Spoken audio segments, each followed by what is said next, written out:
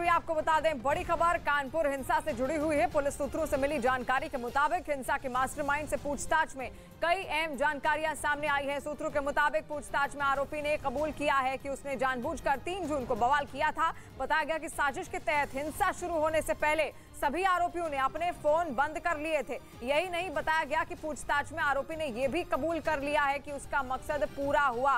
तो देखिए, बड़ी खबर कानपुर हिंसा केस से जुड़ी हुई बड़ी अपडेट हम आपको पहुंचा रहे हैं।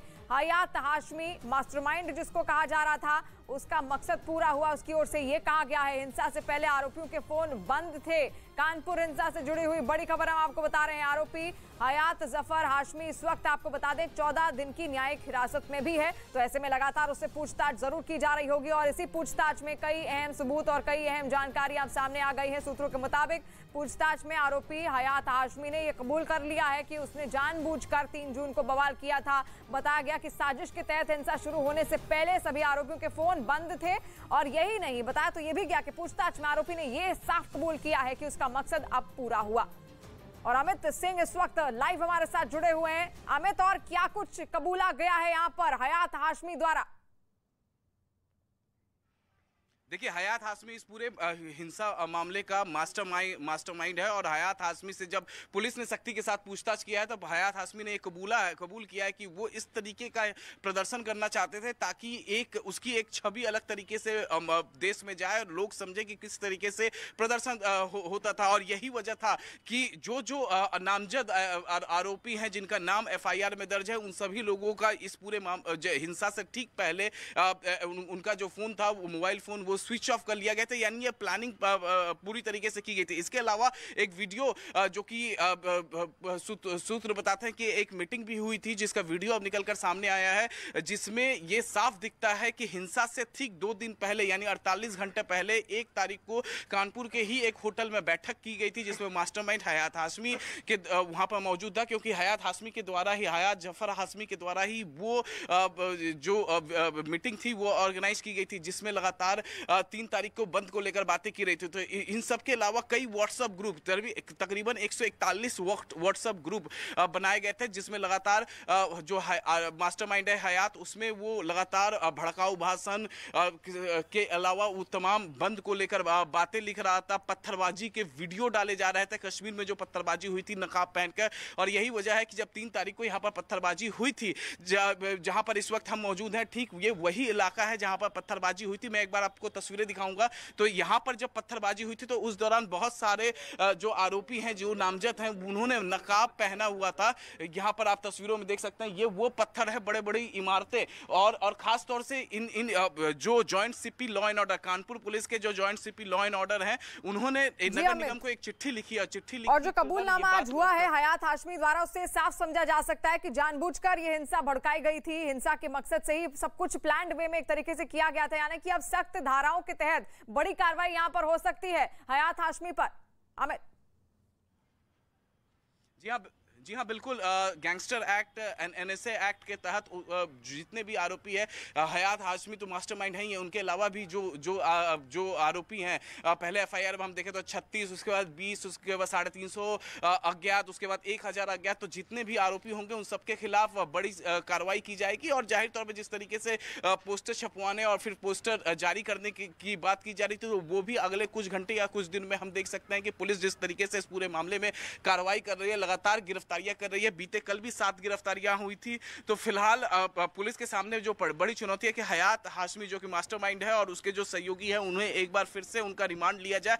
रिमांड लेने के बाद पूछताछ की जाए, क्योंकि और भी लोगों के इसमें नाम आएंगे। क्योंकि जिस तरीके से जो पूछताछ हुई है पिछले 24 घंटे में, हयात हाशमी ने साफ पुलिस को कहा है कि वो उनका प्लान था कि वो इस तरीके से प्रदर्शन करना चाहते थे ताकि पूरे देश को मालूम चल पाए कि किस तरीके से प्रदर्शन होता है। तो ये प्लान था उनका। और यही वजह है कि जो जितने लोग उनके साथ शामिल थे, वो सभी लोग जो हैं अपना मोबाइल फोन स्विच ऑफ कर लिए थे। और देखिए, जहां पर मैं मौजूद हूं शिवानी इस वक्त, ये वही इलाका है जहां से पत्थरबाजी हुई थी इन बड़े बड़े बिल्डिंगों से।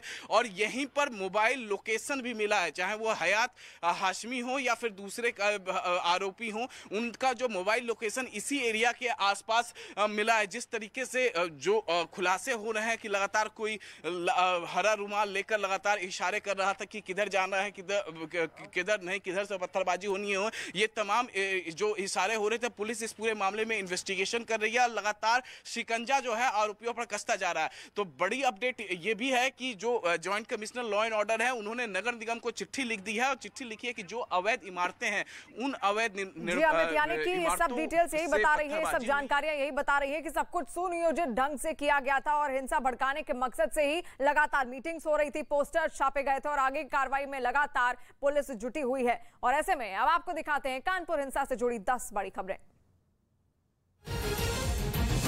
कानपुर हिंसा मामले में मुख्य आरोपी हयात जफर हाशमी समेत 4 लोगों को 14 दिन की न्यायिक हिरासत रिमांड पर लेने के लिए दोबारा कोर्ट में देना होगा आवेदन। मामले की जांच के लिए कानपुर पुलिस कमिश्नर ने किया 4 अलग-अलग एसआईटी का गठन। पहली मुकदमों की विवेचना करेगी, दूसरी टीम सीसीटीवी फुटेज की करेगी जांच, तीसरी एसआईटी पेट्रोल पंप की और चौथी सोशल मीडिया पर भड़काऊ पोस्ट करने वालों के खिलाफ करेगी जांच। कानपुर में डीसीपी ने किया संवेदनशील इलाकों का दौरा। पेंच बाग इलाके में घुड़सवारी करने के लिए डीसीपी लोगों से की शांति बनाए रखने की अपील।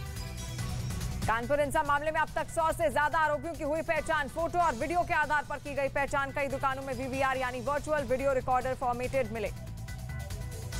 कानपुर मामले में मास्टरमाइंड हयात जफर हाशमी पर बड़ी जानकारी। शहर के अलग अलग थानों में उस पर अब तक 9 मुकदमे दर्ज मिले। हयात के खिलाफ ज्यादातर केस सांप्रदायिक सद्भाव बिगाड़ने के।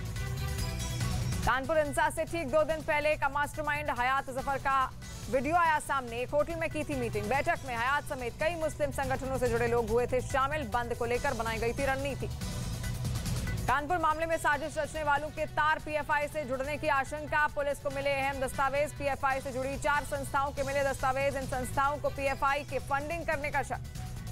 कानपुर हिंसा के बाद मुख्यमंत्री योगी आदित्यनाथ का यूपी पुलिस प्रशासन को आदेश। पूरे उत्तर प्रदेश में सड़क पर मौजूद सभी धार्मिक स्थलों की लिस्ट बनाकर देने का आदेश। 15 दिनों के अंदर देनी होगी सूची। कानपुर हिंसा मामले में एक पेट्रोल पंप से बोतल में लिया गया पेट्रोल। पुलिस के कब्जे में बोतल में पेट्रोल का सीसीटीवी फुटेज। डीएम के आदेश पर पेट्रोल पंप बंद। मामले में उपद्रवियों की गिरफ्तारी के लिए इलाके में लगाए जाएंगे पोस्टर। पुलिस कमिश्नर विजय मीणा का बयान। पुलिस लगाएगी 36 आरोपियों के पोस्टर।